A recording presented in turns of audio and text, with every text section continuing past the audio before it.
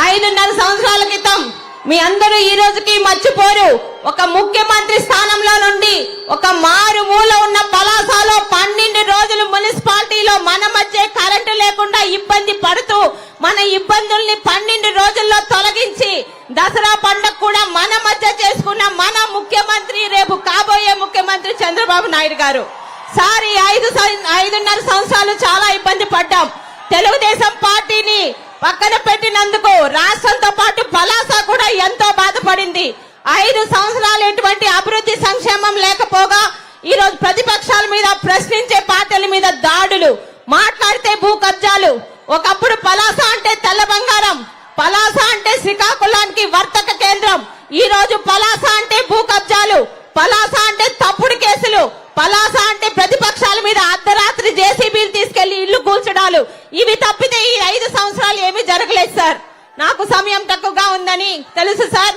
మా పలాసకి మీ హయాంలోనే మొదలైంది ఆఫ్ షోర్ ప్రాజెక్ట్. ఇటు పలాస మున్సిపాలిటీ, మరి నందిగామ, అటు మెలియాపుట్టికి వచ్చే 15-20 సంవత్సరాలు సాగునీరు, తాగునీరు అందించే ఆఫ్ షోర్ ప్రాజెక్ట్ మీ హయాంలోనే 464 కోట్లతో మొదలైంది. ఈ 5 సంవత్సరాలు గాలి కబుర్లు చెప్పారు. 50 కోట్లు అన్నారు, 500 కోట్లు అన్నారు. ఎవడి జోబులోకి వెళ్ళాయో తెలియదు గాని ఒక్క ఇటుక కూడా పడలేదు. మళ్ళీ మీ హయాంలోనేది పూర్తి చేసి ఈ రోజు పలాస మున్సిపాలిటీలో 10 రోజులకు ఒక్కసారి మంచినీళ్ళు ఇస్తున్నారు. మా ఆడపిల్లలు, నా అక్క చెల్లెలు ఎంత ఇబ్బంది పడుతున్నారో తెలుసు. మున్సిపాలిటీలా లేదు, మురికి పాలిటీలా తయారయ్యింది. కనీసం రోడ్లు లేవు. మాట్లాడితే గాలి కబురు చెప్తున్నారు. ఇవాళ ఉదయం మీరు వస్తున్నారని తెలిసి ఇక్కడికి అప్పటికే పేటీఎం జంతువులు మొదలు పెట్టాయి. ఉత్తరాంధ్రకి ఏం చేయడానికి వచ్చారని నేను చెప్తాను. ఉత్తరాంధ్రకి 2015లో హుదూద్ వచ్చినప్పుడు విశాఖపట్నాన్ని, 2019 తిత్లీ వచ్చినప్పుడు శ్రీకాకుళాన్ని దగ్గరుండి కన్న తండ్రిలా చూసుకొని మళ్ళీ ప్రజల మొహంలో చిరునవ్వు చూసి వెళ్లారు. ఉత్తరాంధ్రకి ఏం చేశారో మా అందరికి తెలుసు. ఇటు ఆఫ్ షోర్ గాని, వంశధార గాని, పాతపట్నంలో గాని అన్ని మొదలు పెట్టింది కూడా చంద్రబాబు నాయుడు గారే.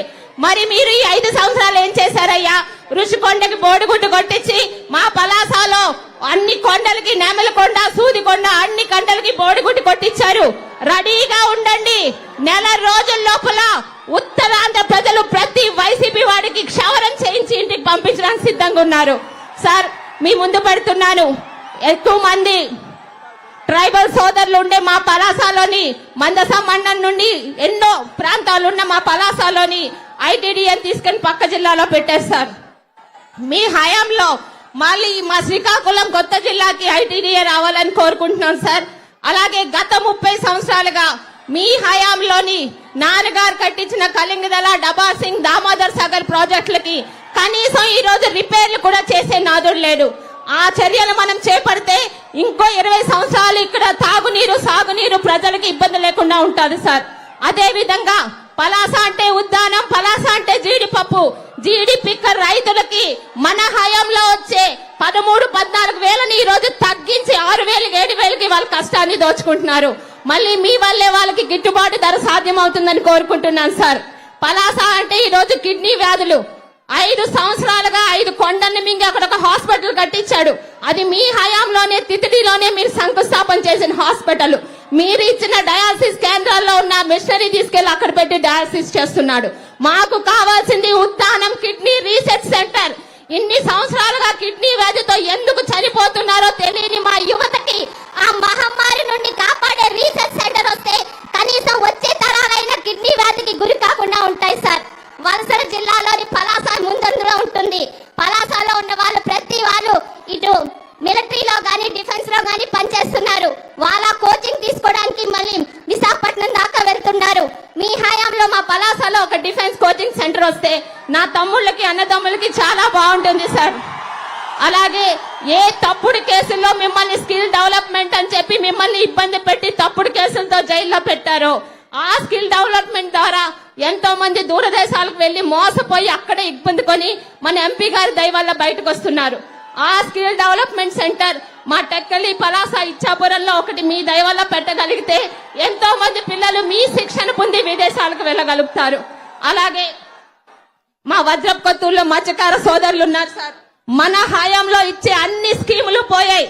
ఆఖరికి 5 రూపాయలతో వలలు కుట్టుకునే సూది కర్ర కూడా ఇవాళ వాళ్ళకి ఇవ్వటం లేదు. మళ్ళీ తెలుగుదేశం వస్తేనే మత్స్యకారులు బతుకులు బాగుపడతాయి. మా మత్స్యకారులకు ఒక కోల్డ్ స్టోరేజ్ ఫెసిలిటీ ఇవ్వగలిగితే వాళ్ళు పట్టిన మత్స్య సంపదని వాళ్ళు అనుకున్న రీతికి పంచగలరు సార్. మరియు మా పలాసలో భూ కబ్జాలు చాలా ఎక్కువ అవుతున్నాయి సార్. దయచేసి మీ హయాంలో వచ్చే జూన్ తర్వాత ఏర్పడబోయే తెలుగుదేశం పార్టీలో ప్రతి భూ కబ్జాకు అయిన వాళ్ళకి మన న్యాయం చేసి వాళ్ళ తాలూకు భూములు వాళ్ళకి ఇవ్వాలని కోరుకుంటున్నాను. మీరు ఎంతో శ్రద్ధగా పేదలకి ఇల్లు ఇవ్వాలని చెప్పి ఇటు హుదూదు హౌసులు ఇటుక హౌసులు కట్టించారు.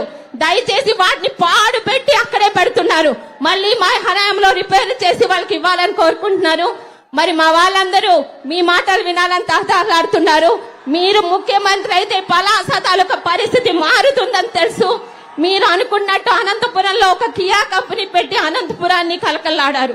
ఎందుకో మరి ఎచ్చర్ల దాటి మా శ్రీకాకుళంకి ఒక కంపెనీ రావట్లేదు. మీరు తలుచుకుంటే మీ విజన్ తో మా శ్రీకాకుళంలో ఒక్క కంపెనీ పెట్టి ఇక్కడ యువతకి ఉద్యోగాలు ఇవ్వాలని కోరుకుంటూ మరి ఈ కార్యక్రమాన్ని విజయవంతం చేయడానికి వచ్చిన తెలుగుదేశం, జనసేన, బీజేపీ కుటుంబ సభ్యులందరికీ పేరు పేరున నా ధన్యవాదములు. జై తెలుగుదేశం, జై చంద్రబాబు నాయుడు గారు.